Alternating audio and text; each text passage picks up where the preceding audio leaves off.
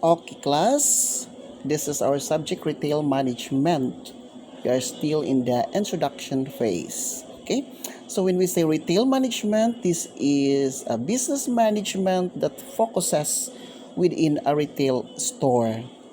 So, considering that this is a retail store, of course, there is a retail manager as well as its employees or subordinates who look into the inventory of the retail store. This inventory is the goods that they're going to sell to its consumer. Okay, so retailing is a part of our life. So every day we buy goods that we need for our breakfast, for our uh, home, or even for our personal self. So in recent past, buying and selling has become more formal and brand dominated because there are consumers that they wanted to buy the goods that they like in a supermarket like SM Supermarket, Best Buy, or Walmart if you are in the US, diba? Sometimes we are brand conscious. I want to buy my coffee with a brand of Nescafe. Oh, kung mingon ka nga, if I need the rice, I need the jasmine rice. So sometimes we consumers are brand conscious. And then uh, retail retailing nowadays sometimes we still practicing the traditional forms uh, coexist with organized retailer. So maingon gani kag organized retailer are those retailers that is large and modern in nature. Naman po yung mga unorganized retailers like for example those family owned retail store, usually sari-sari store and the like. Pareha na po ni sa mga informal retailer kanang mga small retail businesses which operates from home. Nay mga inana. Okay, let's go to the definition of retailing. So when you say retailing, according to our PowerPoint, it encompasses the business activities involved in selling goods and services to consumers for their personal, family, or household use. It includes every sale to final consumer ranging from cars to apparel to meals at restaurants to movie tickets. Retailing is the last stage in the distribution. So, retailing involved buying and selling of goods and even services. They sell the goods or services directly to the public. Diba? So, unsa may naka-attach din na say na unsa may naka-attach when it comes to retailer as we have to imagine naka-attach na that there is a competition because as we look around us, there are many retailing businesses nga magtupad-tupad pag like for example sa palengke kung labi na attitude na to ng mga Filipinos that if ang business ni Mr. A mi click manundog po ka kani po daw himuon nga business, di ba? So that is why when it comes to retailers naka-attach na diha ang competitions with the price. So dapat you need to be competitive when it comes to the price but see to it nga mo di po ka nga mo lower ag maadyo sa imo kung kawa na kay ginansya ni ana. How about the non-price? Of course, mo matter diha sa retailing ang locations because most of the consumers will look or will buy for their convenience. So, natumugaw pa sa mga strategy that you need to make a retail store that's somewhat like attractive retail establishment. Sometimes, kumbaga sa accounting pa, that you need to establish goodwill so that your consumer will always come back and continue to patronize your business. So that types of distribution channel asa na belong ang ang retailer ani, di ba? Manufacturer down to wholesaler, then goes to the retailer, and after the retailer to the final consumer. So sa retailer, naa siya sa ikatulo, in which he is responsible to distribute the goods and services to the final consumer. So the retailer itself must have to assure that there is a complete satisfaction for the final consumers. So that nga rin na musud nga you need to gather feedback so that you will be able to get informations on how the products works for them. So si retailer na po yung mabalitaan ni wholesaler, and then wholesaler to manufacturer, and that will be the time that the manufacturer will have to innovate the products, or the manufacturers will have to change the flavor and some other innovations so that they will continue to penetrate to their market, and they will be able to increase their market shares. Remember, class, that as a marketing management student, you need to put in your mind that you need to maintain to be beyond beautiful. So the same as true with the products, that you need to continue your product that perceived by the consumers as beautiful as always. So according to David Gilbert, define retailer as any business that directs its marketing efforts towards satisfying the final consumer based upon the organization of selling goods and services as means of distributions. What would this mean? The direct its marketing effort, of course, it's your duty now as a retailer to attract consumers.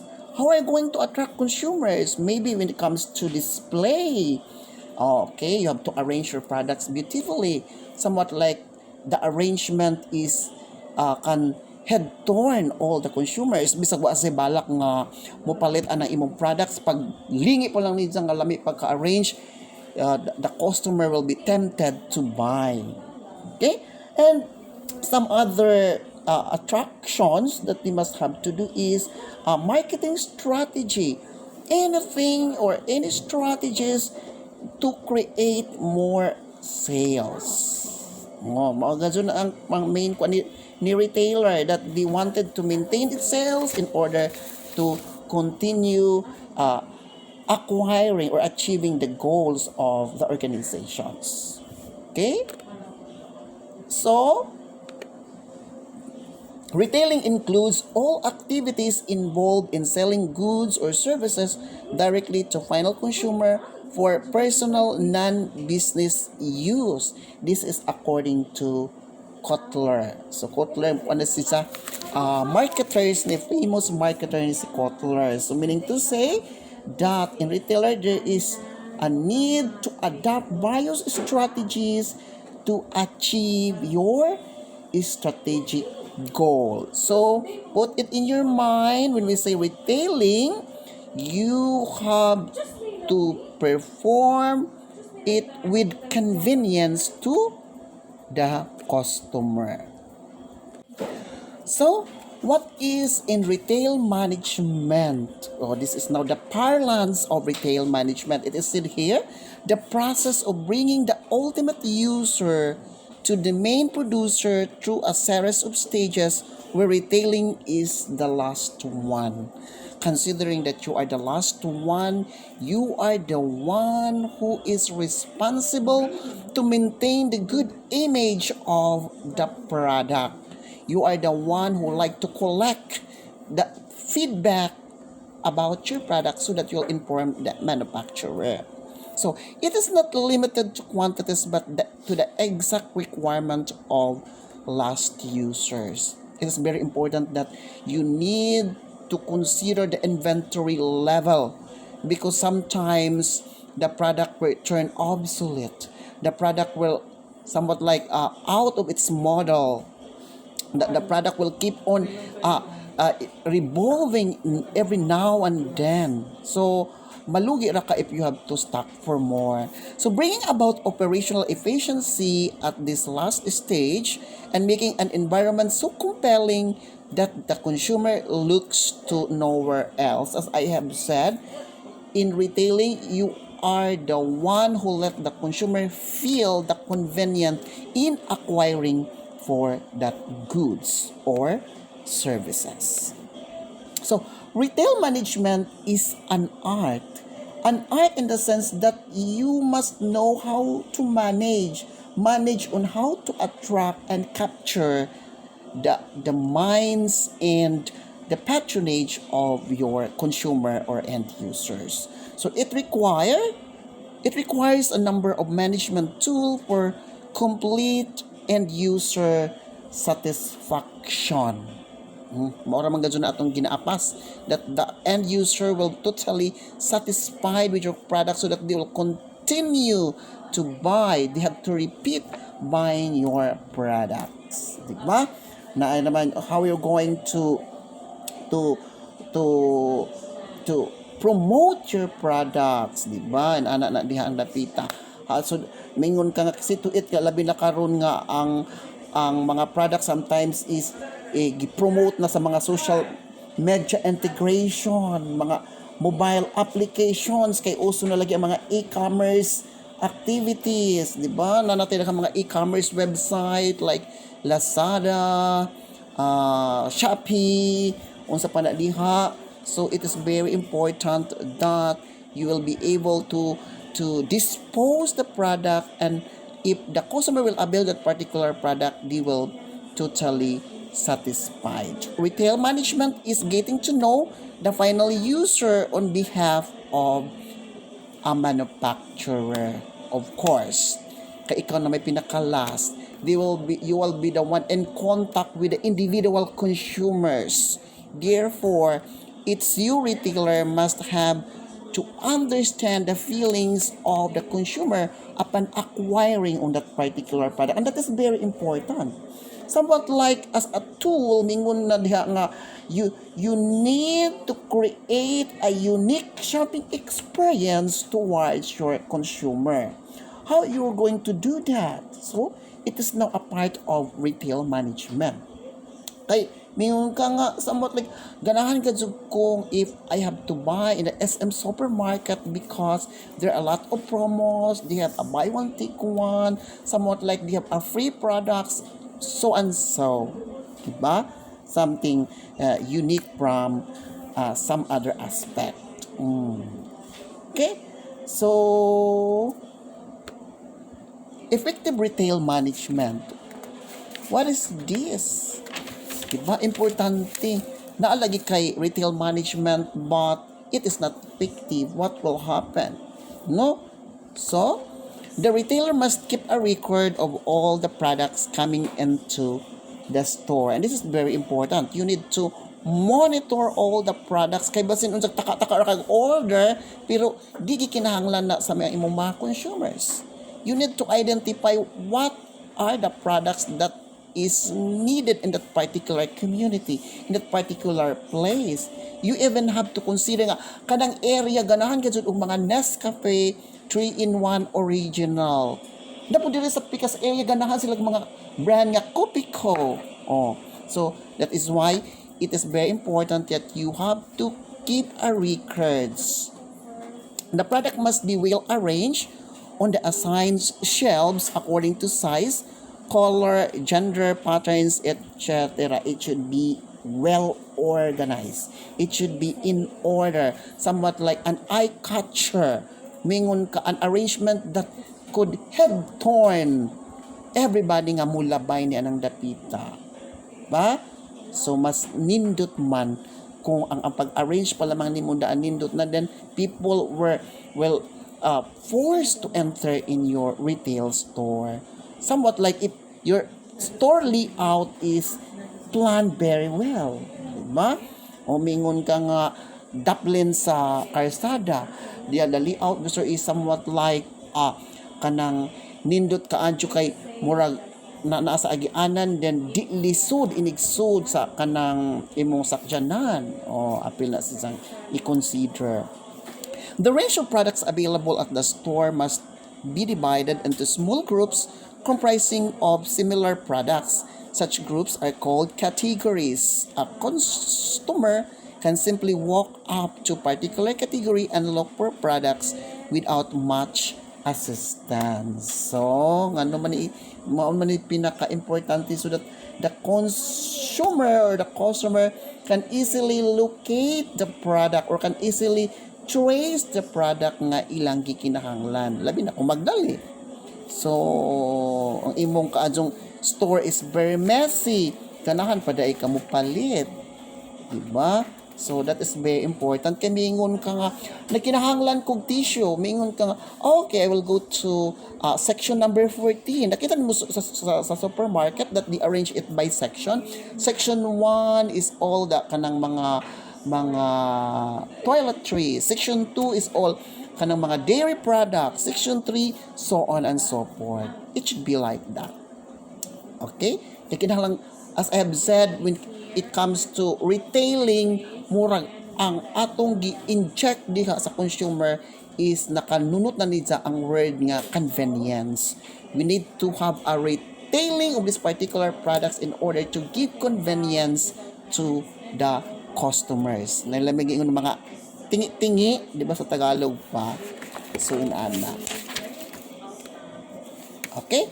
A unique SKU code must be assigned to each and every product for easy tracking. Mauna na yung mga barcode. Mauna na yung barcode for tracking inventory movement. Very important man so that you will be able to identify which product is fast moving and which is not.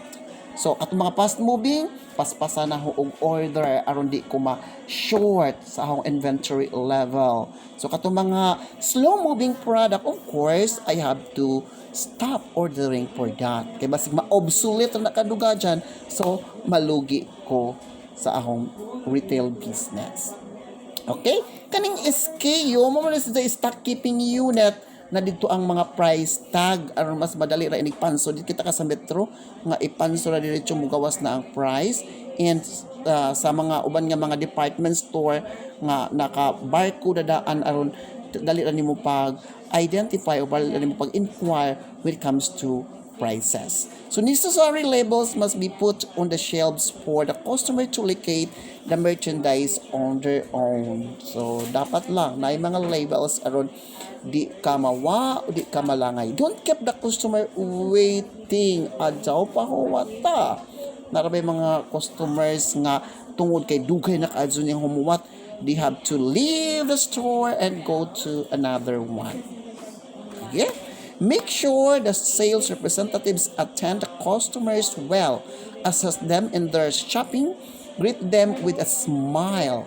The retailer must ensure enough stock is available at the store. Nga naman nga we need to attend our customer very well. So as an attendant in the store, of course, it is very important that you must have an aura that tends customer to buy. Di ka mag-instricta, dili ka somewhat like mugot sa imong naong kay di ganahan. So that is why sa retailing, before they have to put into the jobs, they need to train their people very well when it comes to customer service functions. That's very important. That we need to take care with our customers so that we will be able to build goodwill. As I have said, it is very important that you need to build goodwill so that customers will keep on coming on your store. Na kinahanglan pong na kay stock all the time kay usap po na sa makaapekto sa imong mga consumers. Nandito diha kay pirmi naman na makuwangan og stocks, diba? Is very important. So make sure the store is kept clean. Don't stock unnecessary furniture as it gives a cluttered look to the store. The customers must be able to move freely.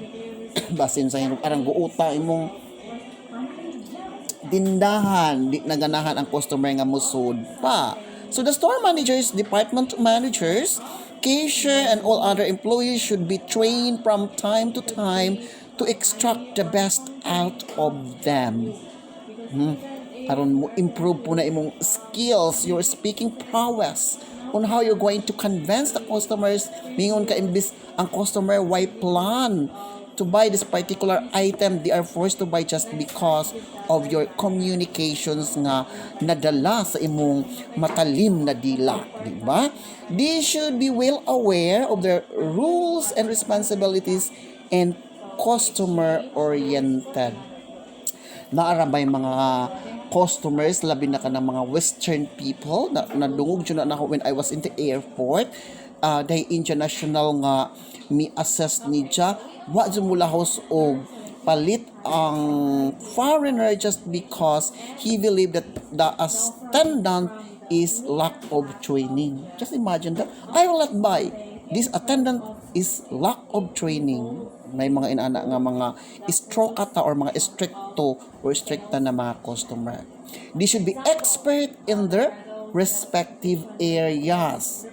Nagkuha na kag salesman, unja di day sa expert, di mo gi-assign ang salesman nga to sa mga cellphone, and then nay gusto mo palit unsa ang sales representative wa kay ba unsay features ana nga cellphone. So it's a loss on the part of the retail store. See to it nga kung i-assign man nimo diha that particular person, he is expert enough to tell more about the products. He is expert enough to explain the different functions, the different utilities, and some other features associated with that particular product. So, inana diha ka maajo. Then, the store manager must make daily sales report to keep track of the cash flow. Use softwares or maintain register for the same. No, ang cash flow. Basin ba sa hinuon og nagsigira kag buy and buy and buy ang products and then wa nimo na monitor ang cash flow, basin unja og mas dako pa imong cash moving out kaysa moving in. So it is very important that you will be able to track the records of your cash in and the cash out as well as the sales report if this product is fast moving or not, because this is a way of maintaining the correct internal control. So as a retailing, there is need to have a strong internal control. Internal control in the sense that to prevent losses, somewhat like di ka makawatan. You need to establish a strong internal control so that you'll be able to be confident that at the end of the accounting cycle, you will be able to have a great or a huge profit in anak na siya. Okay? So, remove the unsold merchandise from the shelves. Keep them somewhere else. Adzaw isagol ang imong mga unsold merchandise kay baw na ka nga maybe there is something wrong with that merchandise, maybe that merchandise is very obsolete, out of trends. So that is very important that you need to separate with them, because pwede ba na siya nimong buy to take one, or pwede ba na nimo siya ipakapin or somewhat like a freebie sa mga items na may purchase by that particular amount, or anything that you can do for that. So create an attractive display, of course. Plan things well in advance to avoid confusion later on. So, naagazod ang retail management, there is always be a planning all the time.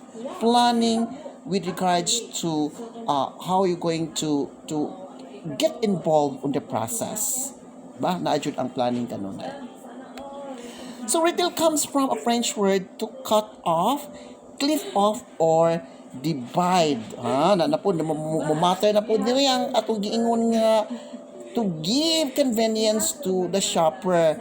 Aron mingon ka nga kanang di man ninaho ibaligya by kanang kuan, di man ninaho ibaligya by tingi-tingi. So wrong na ka diyan dapita, because you need to adjust the method or the unit of selling on your particular product based on the customer wants and needs. Di ka magpataka. Okay?